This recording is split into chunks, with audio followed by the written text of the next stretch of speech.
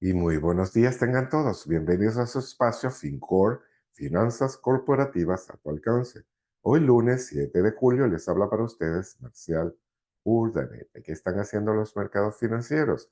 Las acciones estadounidenses subieron el jueves con el Standard Poor's y el Nasdaq alcanzando y cerrando en nuevos máximos históricos después de que un informe de empleo mejor de lo esperado impulsara el optimismo de que la economía estadounidense se mantiene firme a pesar de los rápidos cambios en la política comercial y la geopolítica. Recordemos que el Standard Poor's y los mercados financieros no operaron el día viernes y el jueves lo hicieron hasta la 1 de la tarde. El Dow Jones avanzó 344 puntos o un 0,77% cerrando en 44.828, mientras que el Standard Poor's sumó 0,83 para cerrar en 6.279.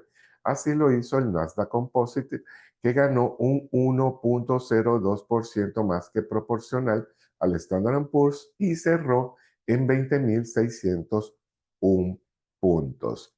Muy bien por los mercados financieros para el día jueves después de esas noticias. ¿Y cómo fueron los resultados? Las nóminas no agrícolas aumentaron en 147.000 nuevas plazas de trabajo en el mes de junio, según el informe de la Oficina de Estadísticas Laborales que salió el día jueves. Esta cifra supera la prevista por el Dow Jones de 110.000 empleos realizada por los economistas y la cifra revisada al alza de 144.000 en mayo. Es decir, en mayo se produjeron 144.000 unidades y en junio se aumentó esa producción de nuevas plazas de trabajo a 147, muy por encima de lo estimado por los economistas. La tasa de desempleo también descendió al 4,1%, mientras que los economistas habían proyectado un aumento del 4,3%, es decir, muy fuerte el nivel, el mercado laboral en los Estados Unidos actualmente. El sólido informe de empleo también impulsó un aumento repentino de los rendimientos de los bonos del Tesoro y redujo las expectativas de que la Reserva Federal recorte pronto los tipos de interés. ¿Qué pasa cuando la economía está demandando mayores empleos? Hace presión hacia los costos laborales y esa presión de los costos laborales influye en la presión hacia la inflación y a los bienes y productos terminados que consumimos todos. Y eso puede presionar a los precios al alza. Y si suben los precios al alza, entonces la Reserva Federal se ve obligada a tomar decisiones que pudiese ser aumentar las tasas de interés o no recortarlas como las tenía previsto.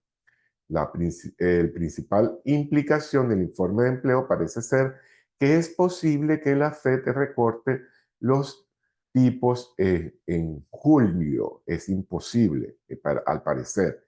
Y es incierto si los tipos se reducirán durante este año, declaró Jed Edelborg, gestor de cartera de Argent Capital Management.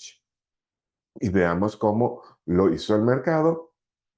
El día jueves vemos ese lindo movimiento alcista para cerrar o tocar máximos históricos en 6.333,25.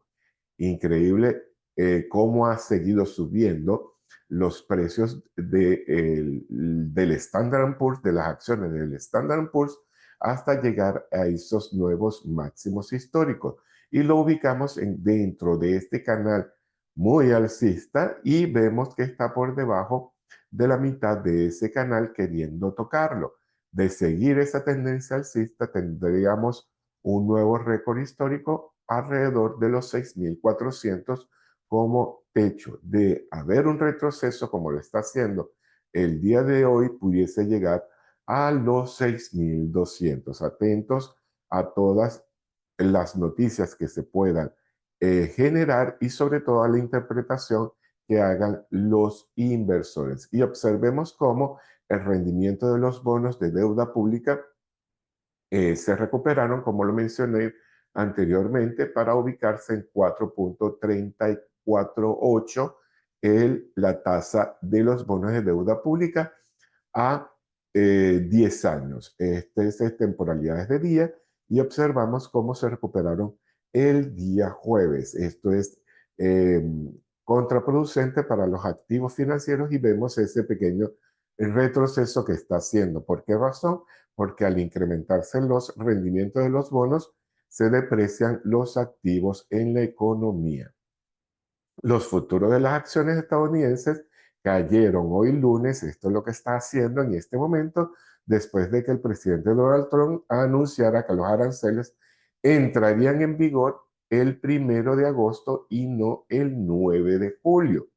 Recordemos que el tema de los aranceles es muy sensible para tenerlo en cuenta por la presión que pudiese generar el incremento de los costos de los productos importados, y eso haría que se presionara también a la inflación. Es por ello que debemos estar atentos a esas negociaciones. Los futuros de los promedios industrial cayeron en 53 puntos o un 0,1%, muy ligero el retroceso del Dow Jones, y el Standard Poor's y el Nasdaq lo hicieron ligeramente también en un 0,4% y un 0,5% respectivamente. Entonces, ligero retroceso en los mercados, esperemos que hace a la apertura. Y veamos esta gráfica más amplia en temporalidades de 15 minutos y observemos cómo el mercado a las 9:30, a las 8:30 de la mañana salió la noticia de empleo del día jueves, y a las 9:30 a la apertura del mercado, fíjense cómo rompe la media de 50 para subir todo el día o toda la mitad del día, porque observemos cuando hace ese máximo de 6,333 y luego un ligero retroceso. Pero fíjense la hora, que son las 12:30 del mediodía, porque el mercado cerró a la 1 de la tarde. Luego de ellos, en los horarios extendidos entre viernes y hoy lunes, que es esta última parte de acá, observamos ese retroceso que le mencionamos.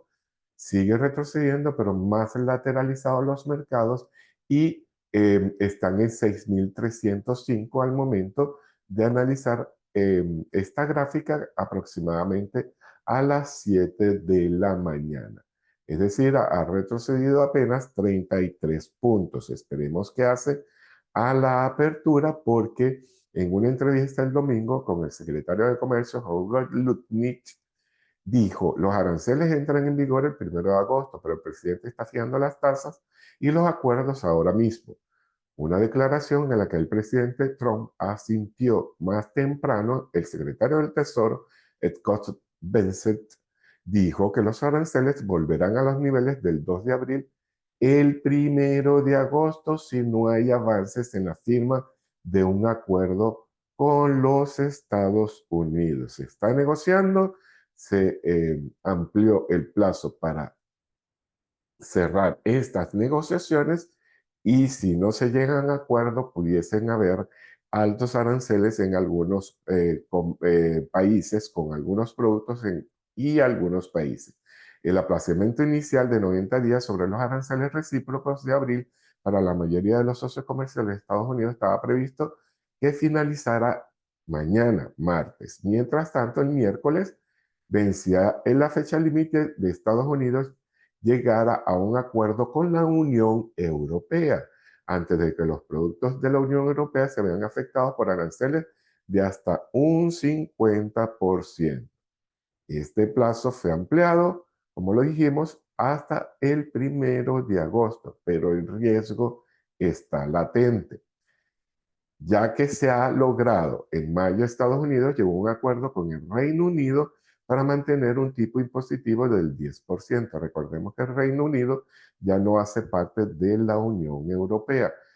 La semana pasada llegó a un acuerdo con Vietnam, reduciéndose los gravámenes sobre muchos productos del 46% al 20%. Entonces, la noticia que debemos estar pendiente es el tema de los aranceles, porque es muy sensible para la presión de la inflación y la presión de la inflación para las decisiones de política monetaria por parte de la Reserva Federal y de mantenerse altas las tasas de interés, posiblemente pudiésemos ver un retroceso en los mercados. Y es todo para el día de hoy.